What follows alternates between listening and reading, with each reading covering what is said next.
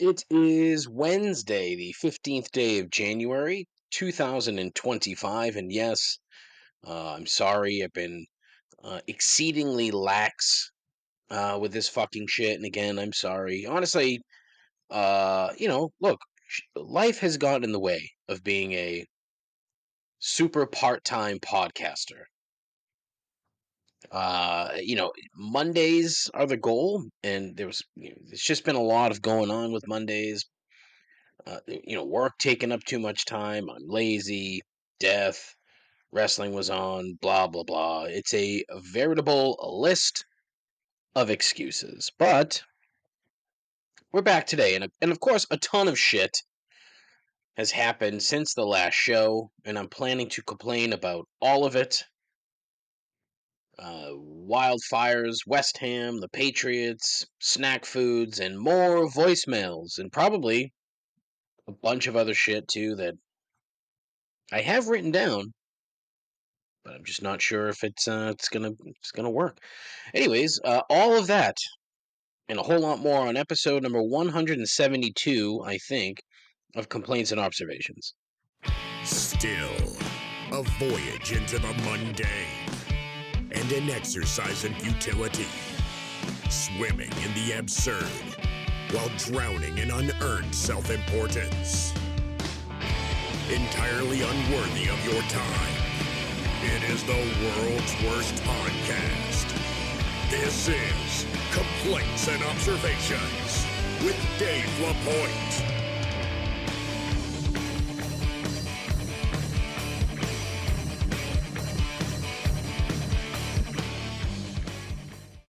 Who the hell is Dave LaPointe?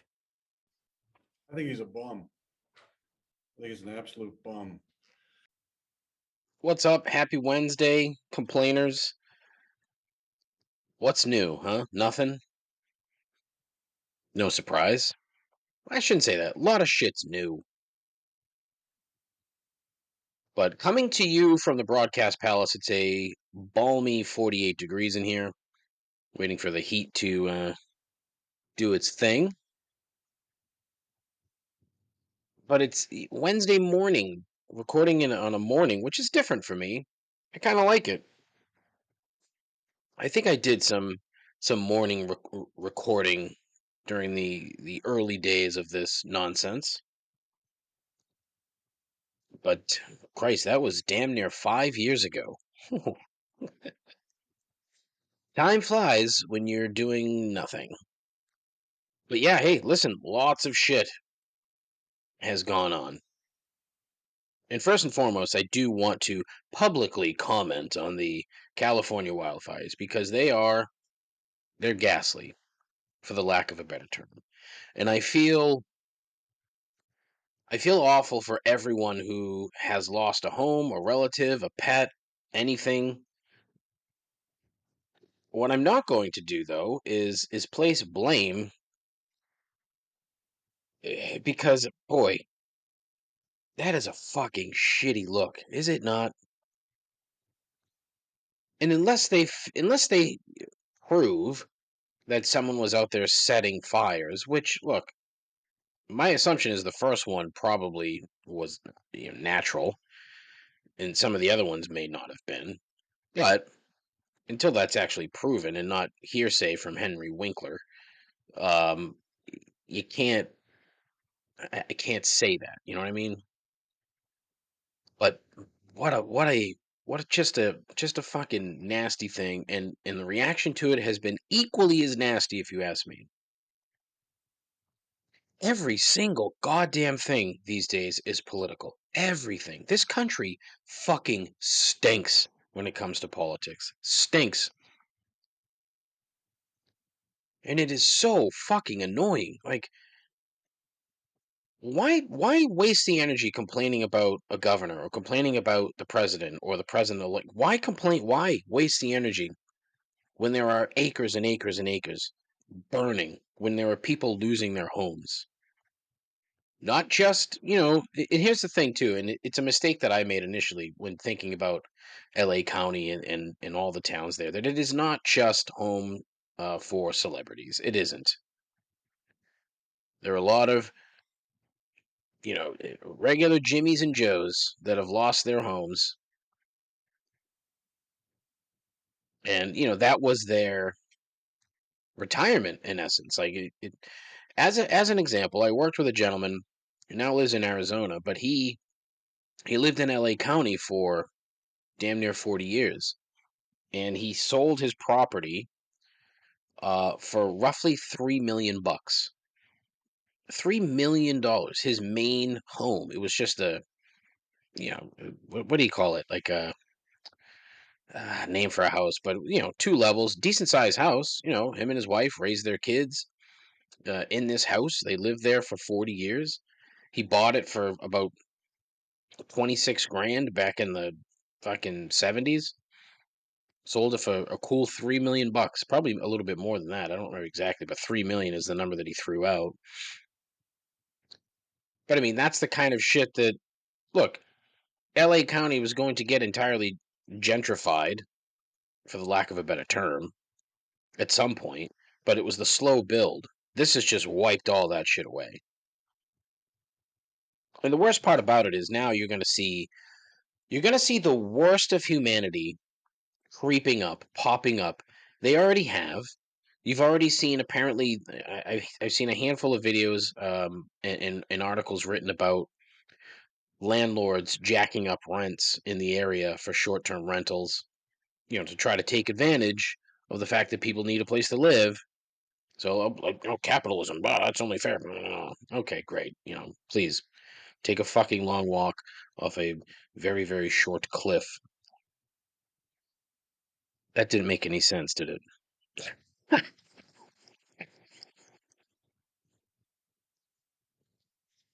Take a long walk off a short cliff. Yeah, okay, sure. No problem. I'll get back to you in a bit. But I can just you can see it coming. Like there's going to be just a gigantic shit show with like insurance companies, and allegedly there already is. Where State Farm was being shitty a couple weeks before the fires. Canceling policies and redoing policies and things like that. So either they had a heads up, wink, wink, nudge, nudge. I don't even think that's going to be the worst part of it. I think eventually that part of it will straighten itself out. There's a there's a handful of government intervention, which could end next Tuesday. Who the fuck knows? Is it next Tuesday? I don't know what the fuck day. What's today? Yeah, it'd be next Monday. Is it the 20th or the 21st? Who knows? When democracy dies. All right, let's reel it in a touch. Settle down. Um, my thing is you're going to see, and this happened to some extent in Maui when they had their fires, where the real estate investors, the VCs, came with fucking massive hard-ons and just was swooping in just to buy up, you know, devastated property. People that are at their wits' end dealing with an insurance company who, for some reason, won't fulfill their end of the insurance bargain, which is, hey, I'm paying you to cover this. The goal is to never have to use this. Therefore, you make money. However, in an instance where it's required, your end of the bargain is that you'll pay me what we have agreed to.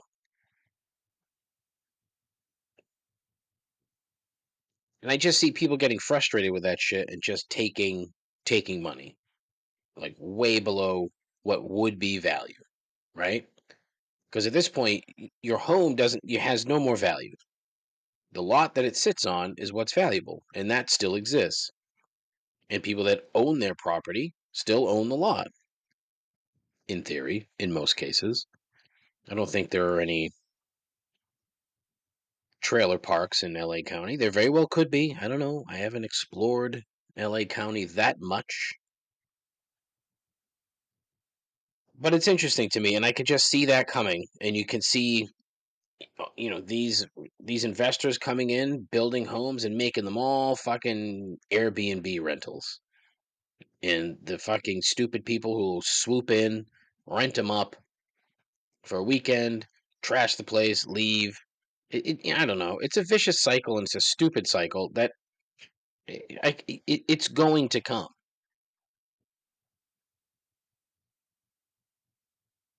But I mean, the price gouging is out of control already.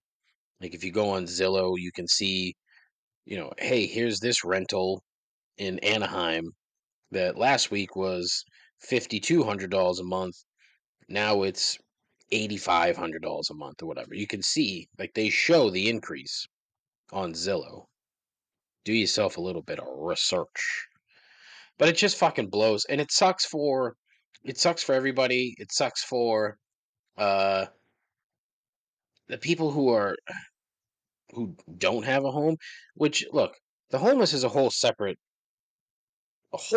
topic that I've been meaning to dive into for the longest time, and I probably will at some point, but not today. Why? Short shift. Sorry. But I mean, they've been shit on so bad by some of these cities. And it makes me wonder, like, why do you fucking tolerate that? Like, I don't care if you're homeless. You should have some dignity. And if they're gonna treat you like that, start walking. I don't know. And that's such a fucking easy thing to say for a guy who's sitting in a 49-degree shed in his backyard. Like, God, I don't know. And that's that's always something that's bothered me.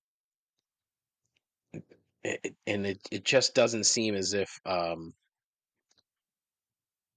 highly doubt there's going to be any kind of assistance for these people. They're going to be last on the list, and it's tragic. Equally as tragic in different ways to the people that have lost their homes. So that's my fire take, huh? It's a fire take on a fire. But man, I don't know. And it just you listen to President Musk and talking about like what he's thinking, and being completely and totally dead wrong about water and getting it thrown in his face by a firefighter. That was a fabulous video. But I mean, the thing with the water, that you want to know, here's the thing about water in California. Do yourself a little bit of research about the almond industry. Almonds. Almond trees soak up so much fucking water. Just an absurd amount of water. And so when you're eating your fabulous almonds, the company, I think it's no wonderful, wonderful. So when you're eating that, um, just know how much water it takes to grow like a almond. It's gallons on a daily and weekly basis. And then look into the company who owns wonderful nuts or wonderful pistachios, and how much water they have held hostage, literally hostage. Apparently, they have the rights and own enough water to keep uh, the city of San Francisco completely satiated for 16 straight years nonstop. But they somehow, the flip side to that is that the state of California is fucking stupid because they've accepted the fact that these people basically own all this water. Again, that's a whole other can of beats that I don't really want to get into because, again, short shift. But listen, if you know someone who lost a home or a loved one or a pet or anything in these fires, I ask you to reach out. I've been very, very lucky. The only people that I've encountered that have had any issues are clients. Um, I have one couple who are traveling right now, so they are thousands of miles away. Meanwhile, apparently their home is like right on the fire line of one of the outer fires, not the one that's like at Palisades. And his neighborhood has been evacuated multiple times, and he's been like, I've gotten a couple emails from the guy, just kind of, asking about what contingency plans would be, and this, that, and the other, and what can I fuck? What do you say to somebody? It's like, hey, my house might burn down. What would happen here on this trip if it does? Like, oh, I can give you another phone number. You can call them, right? I don't know. But anyways, look, let's talk about some other shit. Yeah, give me a second.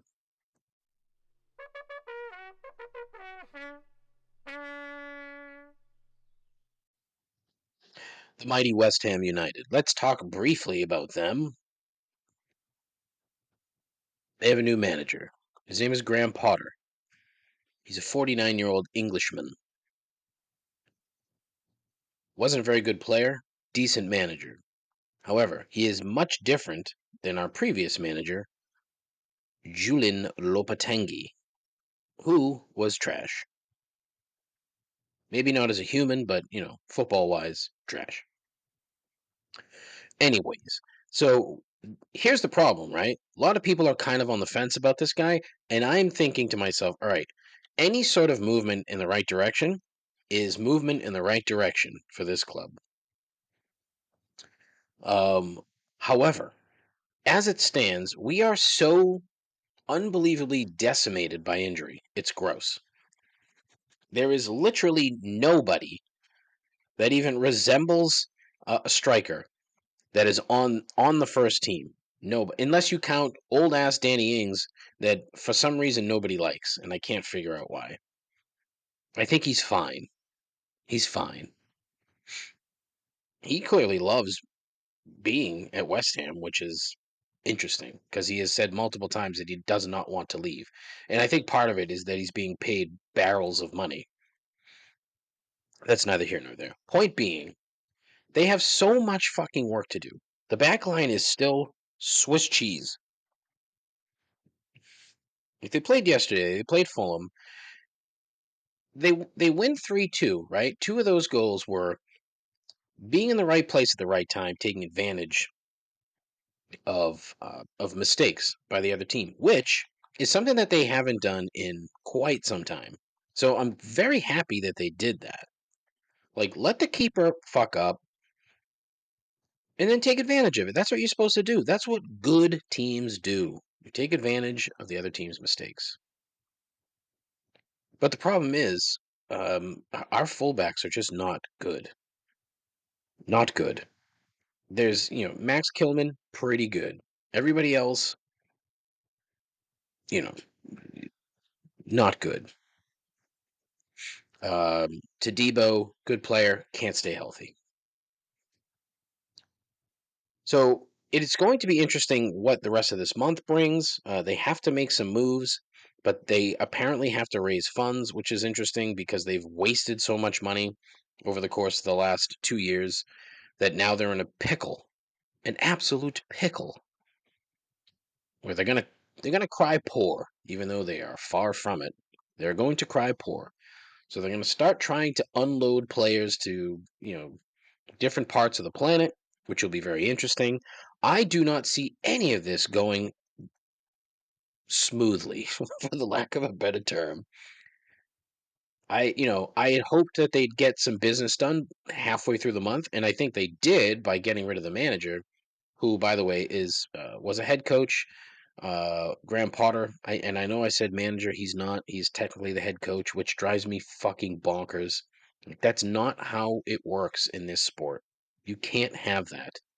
It feels like this collaborative bullshit like the Patriots. I don't care for it. I just need one person in charge. Like, give me somebody who can make a decision on who's going to actually step onto the field for them. That's it. I don't need fucking 6 people trying to put their heads together and come up with, what works best, because you're going to have people that don't agree. And then if that person is found out to be right, well, then now you've got a whole other situation that needs to be addressed. Because then that person is going to peacock all around. Well, I told you this guy sucked.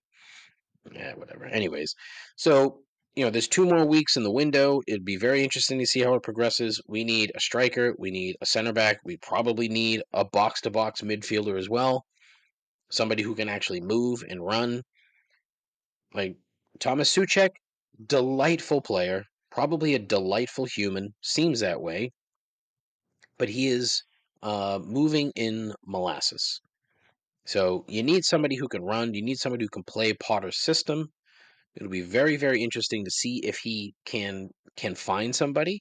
However, he has said that he is going to turn to the youth team, and I'm there's a handful of really good players that are on the under 21s that really should be given a chance, especially here over the next couple of weeks, because you don't have anybody. Like you literally need bodies, so you may as well use what you have and see what you have. You know, like he gave Ollie Scarles a start in the FA Cup match against Villa, and he played pretty well, held his own. You got Keelan Casey, and you have who the fuck's the other kid? Fuck.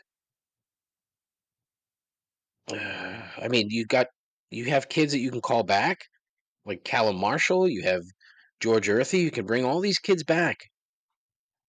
Bring them back. Let them play. Like honestly, if they stay up, that's all that matters at this point because you're going to be probably by the end of the week you'll be, maybe 14th. Just stay up. Like you're above. You're high enough above relegation at this point that you can survive by playing youth players. And I really hope he gives time to some of these kids to see what they have so that we can stop peacocking. There it is again. Such a great word. Peacocking? Great word. Stop peacocking around about being the Academy of Football. When what have you done? What have you done lately? Declan Rice, and that's it. Declan Rice, who never should have left. Asshole. Anyways, all right, let's move on to a topic that some people might actually care about. Hold on, I have to text my mother back. Give me 1 second. And it's cold in here, Ma. Okay.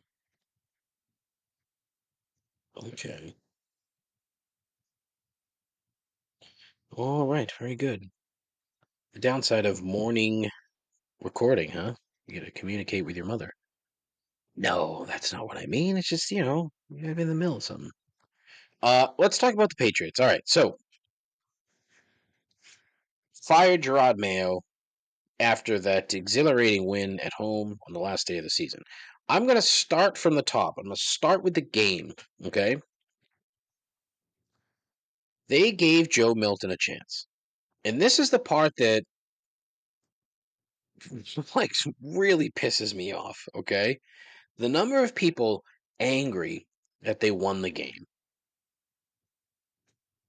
Let's break that down if we could, all right? So first and foremost, the whole point of playing games as professional athletes is to win.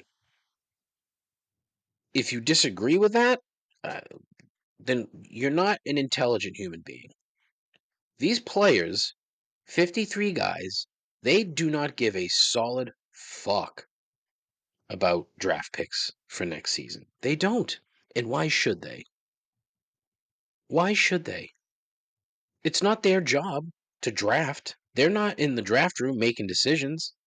Their job is to play football, so that's what they did. Now, if you want to tell me it was a garbage matchup and this, that, and the other, that's fine. But the other thing too is to look at the actual draft this year.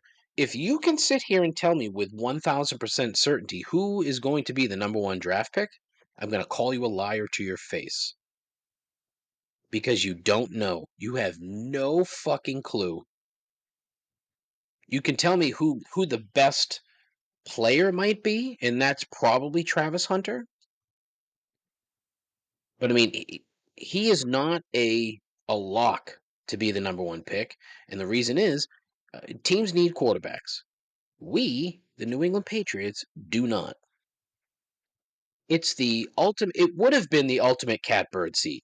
However, there was no one at the top of this draft that was leaving teams salivating to get to the top of the draft.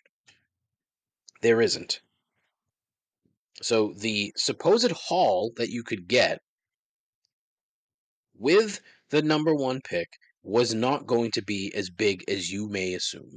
It just wasn't. There was no like Trevor Lawrence.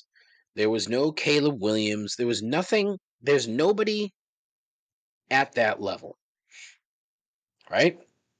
So the guys that you have at the top of this draft for quarterbacks, Cam Ward in Miami, Shadur Sanders in Colorado, those guys are not can't miss prospects. They're not.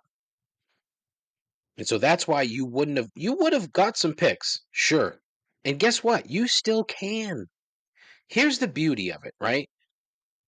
You're at number 4. Let's say hypothetically it goes Cam Ward, Travis Hunter, Will Campbell. Now you're sitting at 4. And there's a team behind you who needs a quarterback. They're picking up the phone and they're going to make a trade because they want to get up and take Sanders. Or Ward, I don't know. Just call it QB, OT, QB. Or QB, OT, wide receiver. That's who got taken 1, 2, 3. Now you're at 4. There's still one of those 2 mediocre quarterbacks on the board. Some team is going to be stupid and offer you something. Let's say hey, you want to swap? We're at 8. We'll give you this year's 2 and next year's 3. Sold. Sold. That's an easy swap. Because there's nobody, again, like the top 10 is not so like blow you away with talent. Make that move, go down to 8, wait to see what comes to you, take the best available player, and then off you go. Then you're off. You're going. Now you need to concentrate that. So let's again think about this hypothetical. Now you have 2 second-round picks. You have 2 third-round picks anyway, and I think you got 2 fifth or something. But there's 2 more later in the draft. But in that stupid hypothetical that this moron know nothing just threw at you, that's reality. That's not reality, but that's a viable sort of trade, right? You're not trading. This isn't Ricky Williams. You're not getting an entire draft for somebody. So stop thinking that by losing or by winning that game, you somehow lost a ton. You haven't. The other problem too with that game is you have a very, very prideful Joe Milton who comes out and he's like, quote, "I need y'all to understand it from my point of view, bro. Listen, I ain't played football since preseason. If y'all was in my shoes and y'all was given an opportunity to go play, why would you go out there and not show up and show out? So y'all can talk to me if I lose. Y'all want me to go out there and lose and be like, I'm glad we lost so we can get traded. And then what? Make that make sense. They want me to tank for the first pick, and then y'all ain't gonna do nothing. You'll be like, Joe's trash anyway. That's why you're getting the first pick. I'm gonna go out there and show out. End quote. Fuck yeah, Joe Milton. Fuck yeah. Best case fucking scenario happened. Now you have 2 quarterbacks, or the impression of 2 quarterbacks, which ain't so bad. Because now you're going to have teams sniffing around. Hey, you want to trade Joe Milton? All right. And look, he could be a good quarterback. Who knows? He played pretty well against a mostly second string Buffalo Bills team. And I say mostly because they did have some defensive starters out there. Not many, but some. So it wasn't like a preseason game. But I mean, he played well. He showed that he can kind of do something in this league, and I really, really hope that he gets the opportunity because it was fun. It was fun to watch. An hour later, they fire the head coach. Here's the problem that I have with this, right? Gerard Mayo was given a raw deal from the jump, okay? So the whole thing with Kraft writing into his contract that he was, automatically the next head coach, the amount of pressure that he put on him before he even assumed the position was too much. You had Bill Belichick, who had zero interest in this arrangement. And it's fairly, I don't think he's come out and said it, but it's fairly easy to figure that out. Zero interest. Not that he should be expected to teach him how to be a head coach. That should not be a thing. But he should have been, and maybe that's just part of the reason why he left. He didn't want to deal with this shit where, Kraft has this guy sitting behind him that Belichick knows is going to be the next head coach, yet he still has to be the head coach. I can see why he would not want to deal with that. That makes sense. But that put Mayo in a very precarious position. That in once Belichick left, and now he's the head coach, he is not prepared. He's not. He's not ready. He's not ready at all. And then to top it off, they did not give him the opportunity to fail. Okay, and what I mean by that is there were way too many people making decisions that were not named Gerard Mayo. He had at least, I want to say it was at least 3 people that he was, having these discussions with, not just during the week, but on game day. The number of people in his headset. Evan something or other, I can't remember the guy's name. Then there was Bob McAdoo, who was somehow involved. And then Elliot Wolf during the week. Like, how is he supposed to figure shit out as the head coach of an NFL team if he can't be tasked with making those kinds of decisions, right? He had no shot. The minute he took the podium, he was done. Like it sucks because he got such a fucking raw deal. And honestly, I hope he gets a job somewhere else where, like linebackers coach or something, learns, like is able to teach, and then just keeps advancing. That's my hope. Because from everything I've heard about this guy, he's a very smart guy, a likable guy. But that's the other problem too. I think he tried too hard to be likable, and I think that caused a problem, especially in the room. So, as I think that the succession from Tom Brady to the next quarterbacks, like Cam Newton was the best thing that ever happened because he came in and he was okay. He was just okay, but there was no one there to watch the fucking games.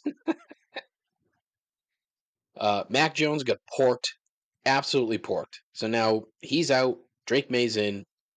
He's next in line, right? Well, now you have Belichick, best coach ever, quote unquote, and then the buffer between Mike Vrabel and Belichick is Gerard Mayo. I was kind of disappointed that Vrabel didn't say anything about Mayo, or at least if he did, I didn't hear it. It would have been nice for him to be acknowledged in some small way. Even if he just said, thank you for, for what you've left, without saying, oh, everything you left was trash, even though it's not his fault. Which is the other thing too. When are people going to start fucking blaming this front office? Like, Gerard Mayo had no fucking chance. He didn't have a fucking chance in hell. I thought for sure they'd win 6 games. That was my guess. I thought they'd win 6. They should have won 6. There were 2 games out there that they should have won. But Mayo had no fucking chance. None. He was given a literal bag of shit. And he was told to go and fucking, make art out of a bag of shit. That's a bad analogy. It's almost as bad as take a long walk off a short cliff. But he got fucked. I've been ranting for 20 minutes, and 15 of this has been about the fucking Patriots. God damn it. Yeah, it's just so fucking stupid. And now you have too many people who think that Mike Vrabel's coming in, he's the white knight on his horse, coming in, he's going to save the day. Let's take a step back here, all right? Mike Vrabel, good coach. Looking forward to what he can do, all right? If nothing changes in that front office, nothing changes on the football field. There may be some, less mistakes, fewer, false starts, things like that. But if you still have the same group of idiots who went through last year's draft making decisions, nothing changes. Zero. You've got $110 million to spend, which is like a ton of money. I think it's 110 million. No, it's probably more.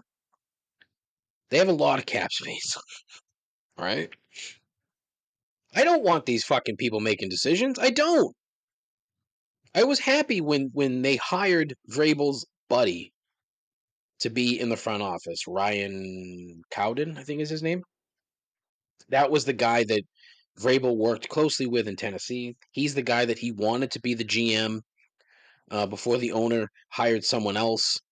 That someone else has since been fired as well. I think he'd get fired last week. But all that shit, like, I can't have Alonzo Highsmith making decisions about who to take. Houston Oilers legend Alonzo Highsmith. I'm pretty sure that's the same guy. I'm also pretty sure he's a backup in Dallas. Alonzo Highsmith. I'll have to look that up. Anyway, he's in the front office for the fucking Patriots. And Elliot Wolf, who's there because his dad was good. I also don't want to hear anything about Jonathan Kraft doing fucking anything football related. Shut up. And I'm fairly certain that's who Teddy Bruschi was talking about the other day when he on NFL Countdown. You've seen it. You've already seen the clip. I'm fairly certain that's who Teddy was talking about. Jonathan Kraft. Trying to make football decisions. He doesn't know anything about football. He's not going to shit on Bill. On Bob. He's not going to shit on Bob. He's not going to shit on Bill either. But he's not going to shit on Bob. So he'll shit on his son. Oh, that was way too fucking long, man. Jesus.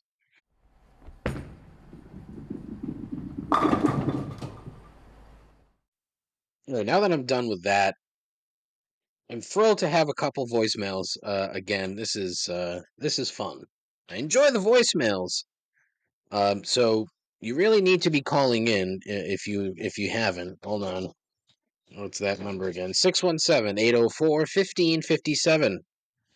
617-804-1557. Now, I'm happy to have a follow-up to a number one complainer on this show. Her name is Heather. Dynamite complainer. And it's funny how this stupid podcast has spawned like some funny shit. My buddy Mark, who you hear at the end of every episode, who says that he is speechless, he is now employed where he's driving a lot.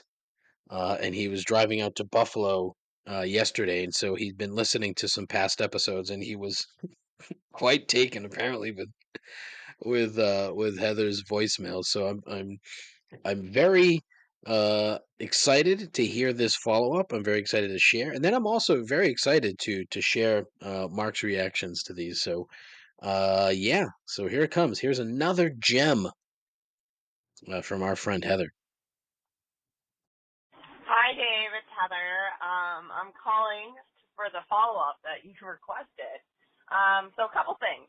So I make my boyfriend every year we date like an album. It's so sweet, right? An album of all the things we did together that year, and like so we can go through and be like, wow, we really did a lot. Oh, I forgot we took this trip, et cetera, et cetera.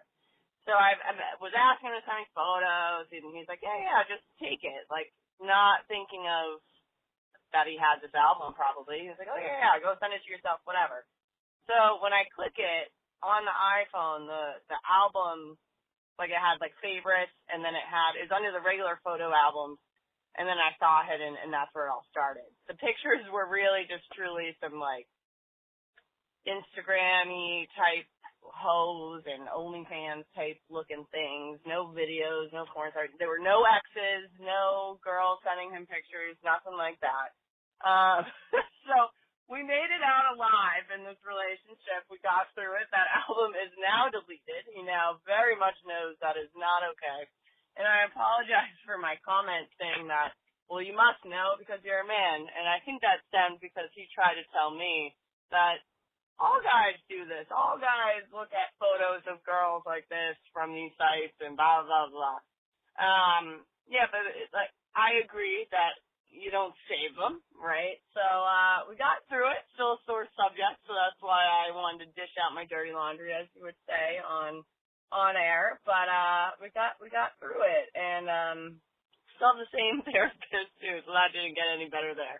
Well, no other complaint right now, so I hope you have a good New Year's, and I hope this is the follow-up you needed. All right, bye.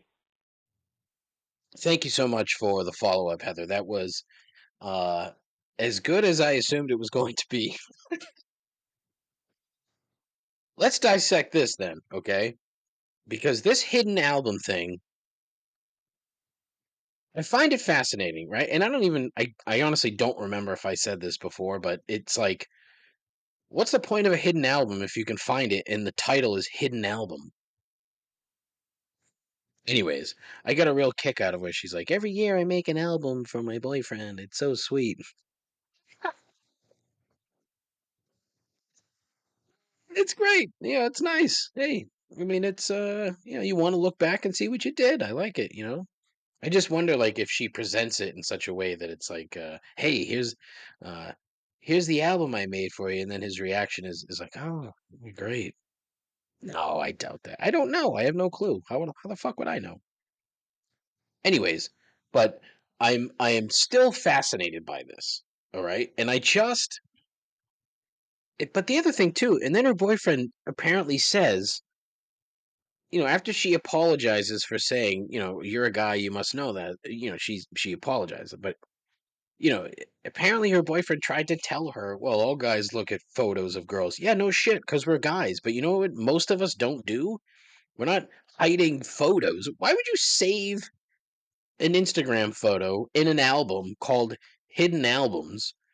We can just save them like anywhere. I don't know. Or how about this? Don't save them anywhere and just go back and look at other photos of other broads. Right? How enamored are you with an Instagram model that you have to start saving your photos?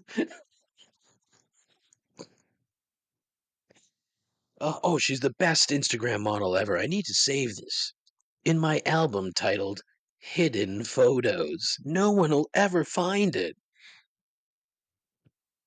Oh man, like look, the problem with Instagram, and I've talked about this before, is that the algorithm is a fucking killer. Like my Instagram algorithm is just trash. Cat videos, food videos, and scantily clad women in their 30s. Like that's what Instagram thinks that I just love. They're not entirely wrong. What can you do? So, my friend Mark, again, as you hear at the end of every episode, he sends me a text yesterday. Well, a text chain, if you will. And he was saying he was catching up on the podcast during his very long drive up to beautiful Buffalo, New York. He sends me a screenshot of his iPhone, his work iPhone, and he had to look. After hearing Heather's call, he had to look to see if this thing was real. Sure enough, there it is. So now I know what this looks like. And it's like media types, videos, live photos, panoramas, screenshots. And then underneath it, utilities, hidden with a lock symbol. What are you putting in? Unless you can give it a different passcode, which most people are probably too fucking lazy to do. They use the same one to get into their phone. So if whoever has your phone got into your phone, they're going to get into your hidden photos album. Hidden, recently deleted, receipts, and then handwriting? The fuck is that? Handwriting? I don't fucking know. Fucking weird. Fucking iPhones. All you people with iPhones, you're a bunch of suckers. God damn. I'm holding a Google Pixel 7a. This thing's gonna last me another 3 years. You fucking ignoramuses are gonna have to, buy new fucking phones every 2 years. Anyways, and he's like, "Yeah, my new company phone is an iPhone. Had to look. Yup, it's there. This phone was the guy who I replaced. Needless to say, I'm scared to look."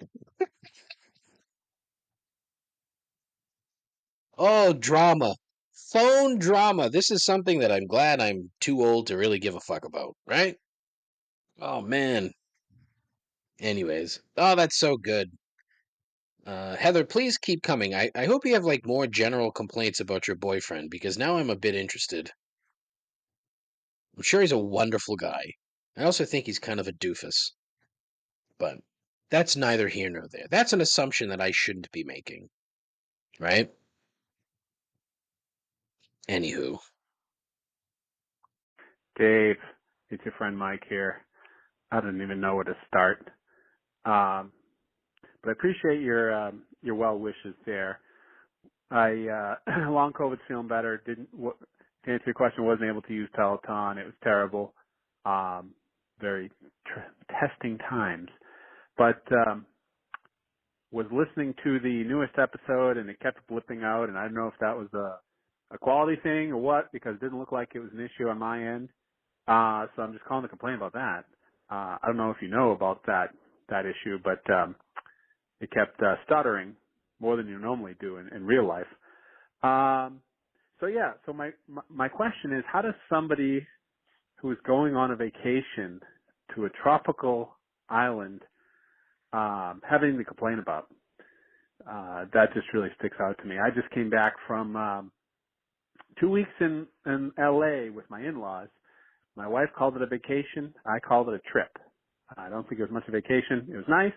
It's great, but it's not the same as hanging out by a pool. And, you know, the worst is when you got to sit on the plane next to annoying, loud kids, especially when they're your own. That's the ultimate worst. So anyways, I get home and go out to my trusty car, and lo and behold, it's not starting. So here we go again. So call AAA. Guy comes right away. I'm thinking, great, I get a new battery, blah, blah, blah. Nope, good to go. Charges it. You know, he gets it going. I said, hey, you know, just for the heck of it, how's, you know, normally they send that girl out. And he goes, oh, you know, yeah, Ari. Yeah, you know, where's she? And he says, well, you know, she quit, 'cause she got pregnant.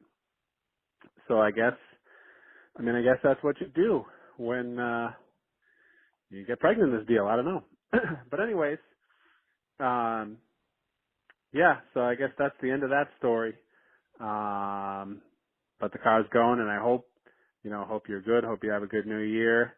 I hope you enjoyed your vacation. And I guess I'll complain about not having one of those, but, you know, we always have each other. Man, 2 dynamite voicemails this week, huh? Another gem from Michael. Thank you. That was fantastic. Like, honestly, from beginning to end, that was great. The first thing, though, I do want to address is that he had messaged me the other day saying that the audio quality on this program was not good, and that it was like skipping and stuttering, as he mentioned. And I meant to look into it, totally forgot. Totally forgot. So, if that's happening to any of you other 3 people that listen to this show, please let me know. I'd be very curious so that I can address the concern. I'm happy that his long COVID is improving. I'm very sorry that he wasn't able to ride his stupid Peloton. But the thing that fucking got me was I just came back from 2 weeks in LA to my in-laws, and his wife called it a vacation. He called it a trip. That's funny. That is funny.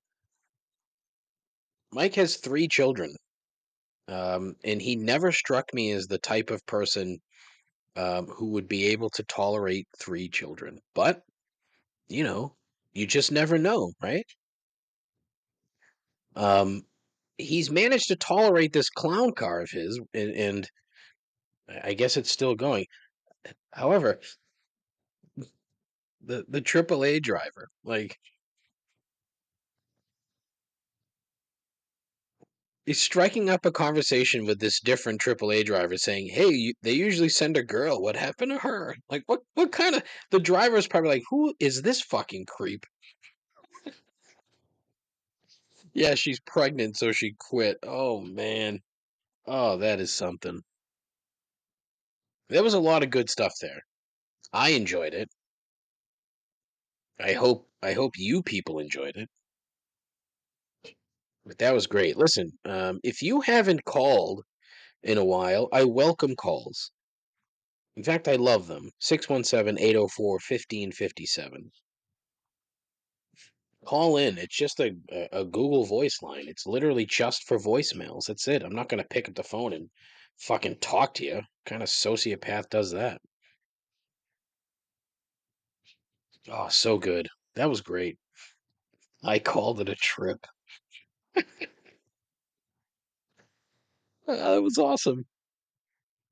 I'm probably gonna have to steal that because that's fucking funny. And listen, I can complain about my vacations. Like, who the fuck are you?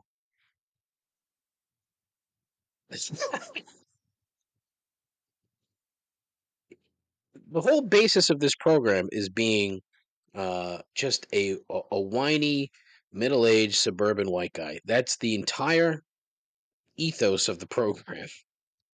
Therefore, I'm going to complain about everything. It's such a horrible fucking trait. It really, really is. I don't care for it.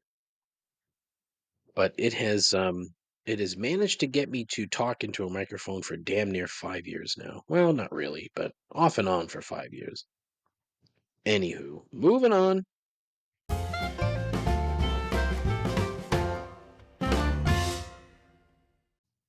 All right, before I dive into three gripes, there's a couple other complaints that I had that I wrote down that I really need to talk about, right? My first overall problem here, my first sort of general thought. ESPN and the Manning brothers. Here's my overall concern with this, okay? One, why would I do that? Wait, why would I say my overall concern and then count down from one? What? No, man. Idiot. Peyton Manning was very, very funny on Saturday Night Live many moons ago. I don't even remember when that was, but that was a long time ago now. And I think ever since then, everyone in television thinks that he's the funniest person alive. Or I shouldn't say that. The funniest person that's like sports related. Now, he's not the funniest person I've ever run into, um, encountered. I mean, but you could say that about a lot of potential comedians, including some that may listen to this podcast. That's a joke. That's a joke. Anywho, it's like he's moderately entertaining. He knows football, while Eli is the driest human being on the planet. And I have a feeling, something in my gut tells me that if you just let Eli be dry, it would probably be 10 times funnier than anything Peyton Manning's ever done. And I could be dead wrong, but like the combination of Eli's fucking face and him just being like so nonchalant and dry about anything and everything, my suspicion is that it would just be hilarious. But they try to like force this round peg into a pin size hole, a square pin size hole. All of my analogies today are just fucking bombing. um, they are trying so fucking hard. I saw like this thing, like it's not just ESPN. In fairness, it's what is it? FanDuel, I think, pays them to do shit, and so now they're doing this kick of destiny thing that they've done for the last few years with Gronk. At the Super Bowl where these two knuckleheads are going to kick a football. I'm sure it'll be fine, but whatever. But the commercial is Eli talking into a mirror. Like, oh, I want to be, and he is a horrible actor. horrible. Stop making him do shit that isn't funny. And stop making him do in fact, stop making him do shit. Just let him sit there with his dumb face, make snide little jokes, and talk about football. That should be the only thing Eli Manning does. But like they have to be paired up. Everything's a pair, like the fucking Kelseys, which their 15 minutes is winding down. Yet Jason Kelsey keeps getting thrown in my fucking face every goddamn day. Look, take advantage of it, buddy. You were a fucking center. You know, I'm sure you did okay. Take advantage of it. I get it. Like honestly, I don't blame these guys for doing shit. I blame the executives for putting them in these positions. Because this is not you. It's not you. It's awful. And it's not entertaining, right? But instead of thinking outside of the box or instead of trying new shit, it's the same goddamn things. It's like once they hit something, they're gonna bury it. They're gonna fucking destroy it. Pat McAfee's gonna get annoying real fucking fast. If he's not annoying already, he's going to get annoying soon. It's gonna come. And look, that guy, he's managed to be. That's a whole other conversation. And it's. I don't dislike the guy at all. I really don't. I find him enjoyable. However, people are gonna get sick of him. It's coming. All right, the other thing. Why do referees, right, when they're on the field and they're throwing a flag, why do they throw the flag like it's a fucking Olympic sport, right? Next time there's a scrum, pay attention to the refs and see what they do. They are so fucking dramatic. You know what referees reminded me of? The color guard, right? Not good enough to be cheerleaders, but they're still on the field doing weird shit with like wooden rifles or something and flags. So the refs, not good enough to be football players, have to go out there and be super fucking dramatic. So there's a scrum. Ref comes over. Now, their flag is bright yellow.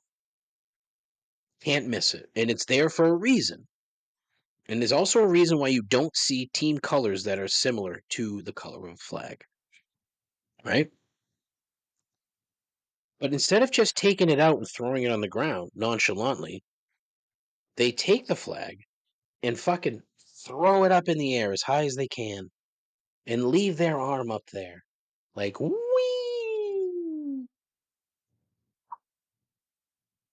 It is such a look at me moment. As if we have enough look at me referees. We don't need this shit.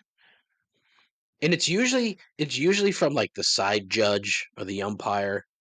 The people who don't get on the mic, who aren't the lead official. So they're not on TV often. However, they are on TV occasionally when they throw that fucking flag. When they throw out their naughty flag, right? That's my buddy Matt who talks about yellow cards and red cards. He calls them naughty cards. It's no different than the flag. Naughty flag. You're naughty. You did something bad. You held his shirt. You're naughty. But no, the referee has to go and the official, I should say, has to go and make a dramatic spectacle of the penalty. When 90% of the time they're fucking wrong. Anyways, all right. It is time for the end of the show. Everyone's favorite time. Show's almost over, and it's time for 3 gripes. Gripe number 1: toenails. Toenails. Of all the weird shit that is the human body, what's the point of toenails? I need someone to explain to me the biological reasoning behind toenails. In fairness, the same could be said about fingernails, right? Imagine if no one had fingernails, they're just walking around with stumps. How great would that be? But fingernails are mostly visible by other people, and vanity is king, so, they get to stick around.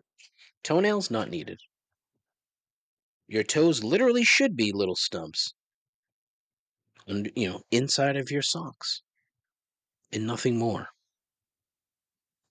And here's my biggest problem with toenails. You ever try fucking cutting these things? As an obese human, cutting toenails is a fucking chore. It's like, sure, you can position your foot on the toilet and hope that they all go inside of the toilet. And here's the other thing. Where else do you do it? Right? If you're not doing it in the bathroom over the can, where else do you do it? You're not going to do it like before you put your socks on in your bedroom. You're not doing it. And I'll tell you why. Because you have no fucking clue where those shards are going. When you clip those nails, you have no idea. And so I guarantee you that wherever you typically do this, there's a pile of those fucking things hanging around, and you have no idea. Till one day, you step on it and suddenly feel as if you stepped on a piece of fucking glass. They're useless, and I don't care for them. And then, if they fucking get ingrown, you're fucked. You're fucked.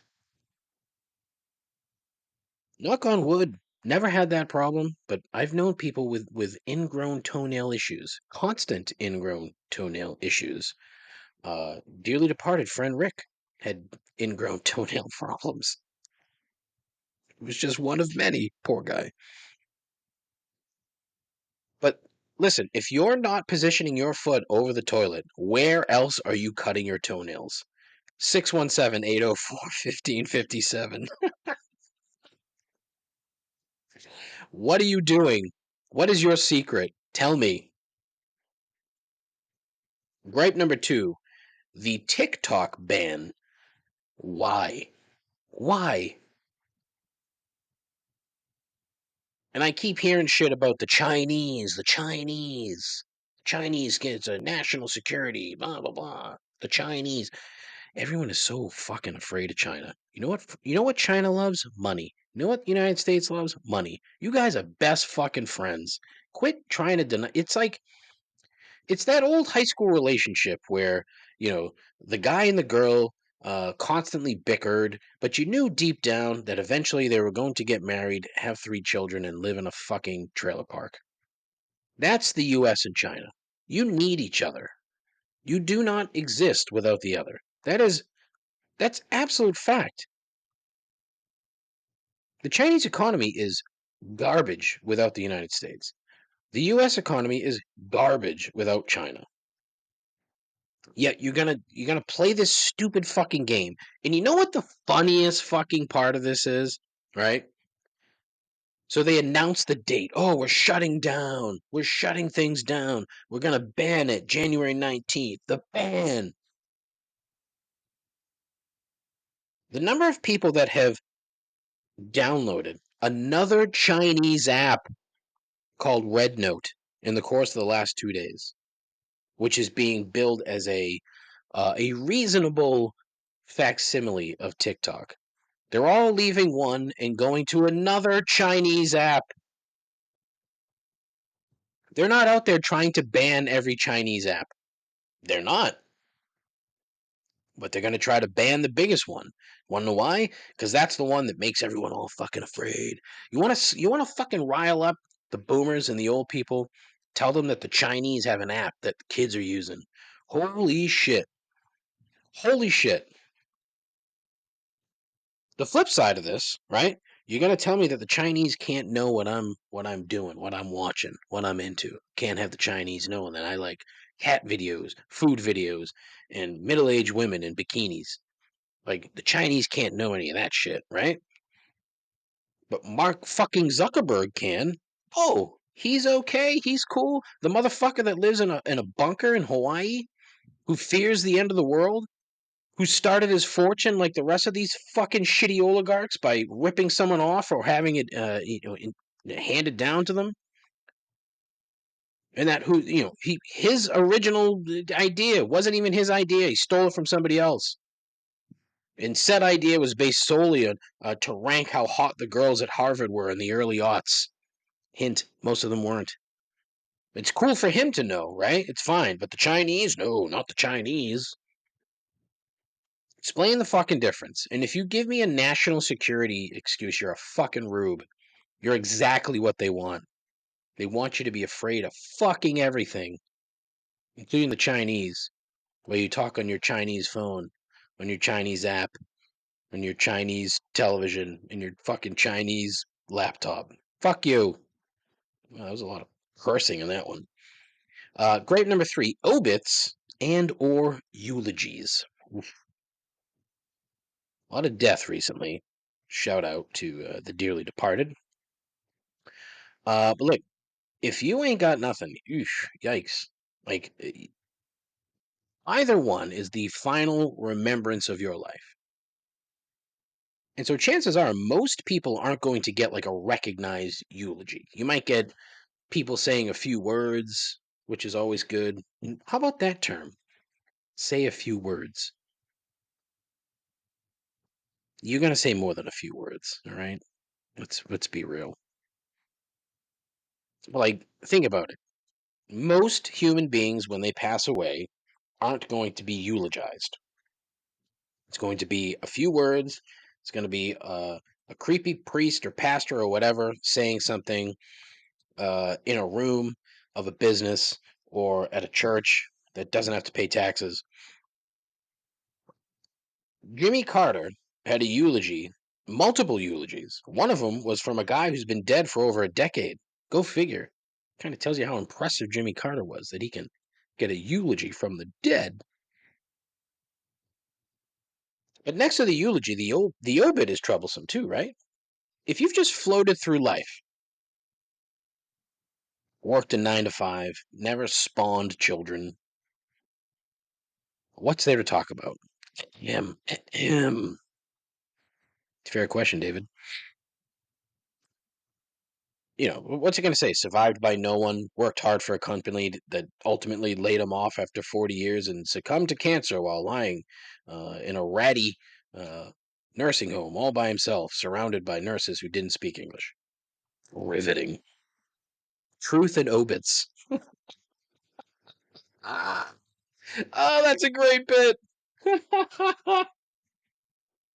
Truth in obits. Oh, that'd be so great. All right, here's an idea for AI, truth and obits.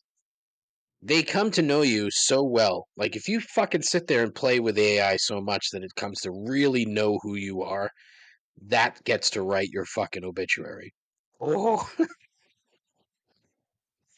oh, that's a great bit. Oh, I love that. You can't steal that one. That's all mine. Don't do that. Don't steal it. Anyway.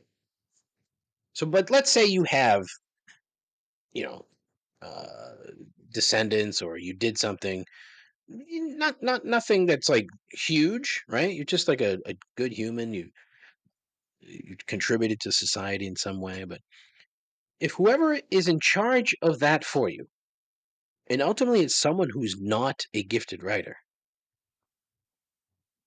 or just in general, if there's nothing for them to write about, you're fucked. You're in trouble. Like, what do you want that to be? So it's like, honestly, write that shit yourself and lie like a fucking rug. Like, I'm fully planning to write my own and making it like a puzzle for people to figure out. And once they figure out, it'll lead to a treasure map. Where at the spot with the X's on the map, they'll find all of my accumulated debt with a note that says, "You're it." That's a funny one. I liked that one. I'm proud of that joke. Very, very proud. That just shows you how not funny I am. Listen, recording in the morning was fun. I should do this more often. If I wasn't moderately employed, yeah, I would probably do this in the morning. Get up, do a little exercising, have some coffee, come into the shed, freeze my nutsack off, freeze my scared turtle off.